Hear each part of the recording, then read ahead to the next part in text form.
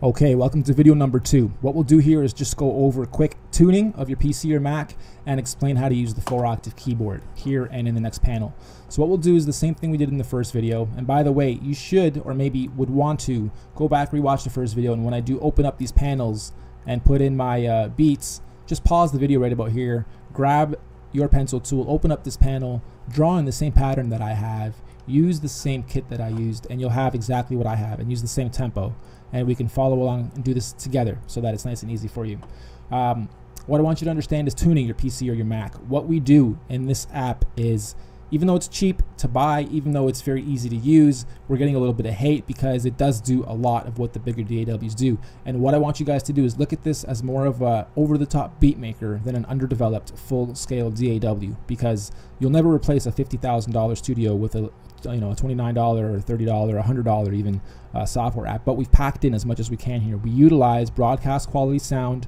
It's not MP3, it's 44.1 wave stereo 16-bit. So for every bar, right here's 2 bars that we've drawn in, for every half of this, and there's 16 slots for you to put in a variation of 10 sounds over each other. So even right here, that's a bunch of memory and a bunch of big files and data being called. Spread that across 8 bars times 16 tracks. Yes, you're gonna have some lag if your PC isn't tuned. Yes, it will freeze on you if your PC isn't tuned, or if it's a really old crappy machine. You have to understand that we do use broadcast quality files. You would want to at least try to get your PC or your Mac optimized for great studio use. So again, Google tune my PC for audio, tune my PC for music production, tune my PC for rich media production, and follow the tutorials to make sure that your PC or your Mac is tuned to the top when it comes to audio production and big files. So what we'll do now is layers 5 through 8 are your keyboard tracks, and you can change these as well, but again, don't change anything in the template that it comes with. Just leave everything as is, and the template that we've laid out is very nice and easy to use. On layer 5, we're going to draw in 2 bars as well. Click, hold, and drag. Okay, now go back to your arrow, and we can just drag this loop node back. If you don't know what that is, I'll show you in a second, but I'm going to drag it back to here. That's just going to enable me to loop just that bit or play the whole track. So I just want to loop that bit. And one other thing I'll note is, for those of you noticing that once you get to the end of your loop, it kind of catches here, or it doesn't go back properly before it loops, you lose your head nod. Don't worry about it, because when you first build your 2 bars, all you're going to do later is grow your bar count and duplicate them and do what we did here. So you have no problem when it comes to looping, because you don't need to. You have a full track to play with eventually, or just quickly draw in and duplicate so that you have 8 or 16 bars. At least then you can have it pretty much timed for that amount of time. Here you can change this by a BPM or 2. That sometimes relieves the glitch that some of you guys are having, or bringing this back to 120 sometimes makes sure that it loops perfectly as well. But again, I don't really worry about it, because once I have my first bit in, I simply draw in the rest, duplicate, and I don't have to worry about this perfect loop at the beginning. So going back to the tutorial, we drew in 2 bars, we click on the bar that we just made, we click on edit. This brings up our keyboard editor, and right now it's on ARP, which sounds great, by the way. You can click on edit, which pulls up this panel, or you can click on P, which pulls up this panel, and this is all your categories. Might be a bit hard to see. Let me close that up. So we drew in our things, we click on P, this pulls up our categories. We can open up each category and then choose something within it. It's a great combination of beautifully mastered stereo image samples. We're on ARP. We open this up again. Now the Q on the keyboard you type with is this C. Okay, so Q going upwards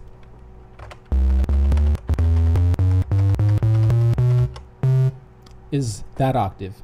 This octave down here is available by pressing the Z or Z going upwards on the keyboard you type on.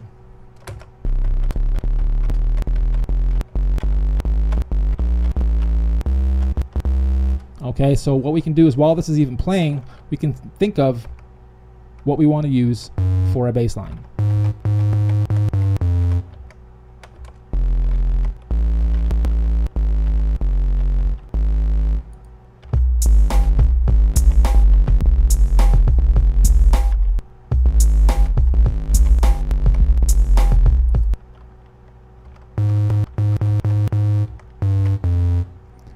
We can record that as well. So when we click on record and play, we can actually use the keyboard we type on to lay in the notes. Check it out.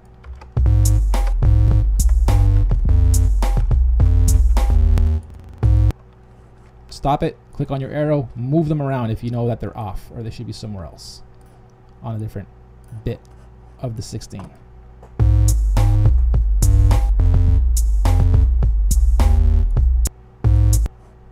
Close, holding down shift, click, hold, drag, click, hold, drag, click, hold, drag.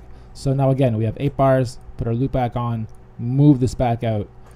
We have a simple bass line that we just drew in.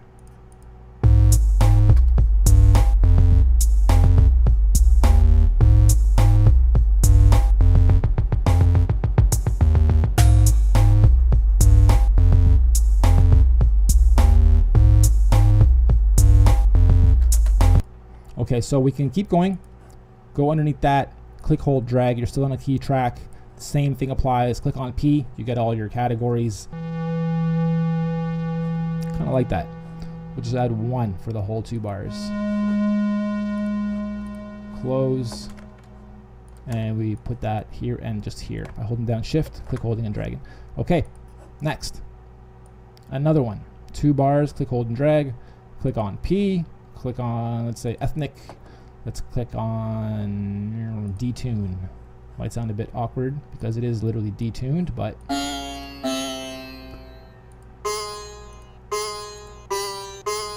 why not? We can click on the pencil and draw the stuff in too. So we can go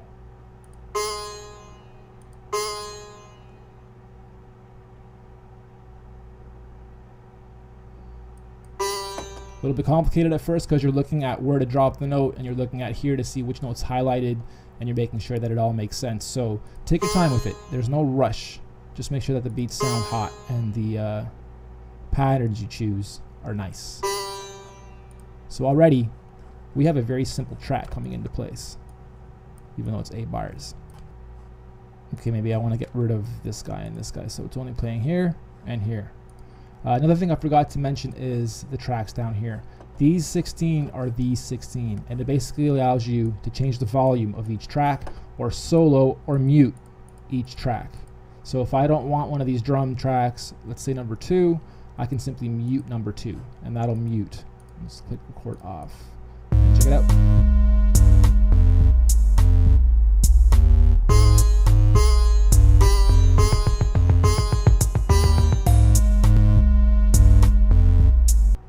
Okay, what I want to do is make number 7 quieter.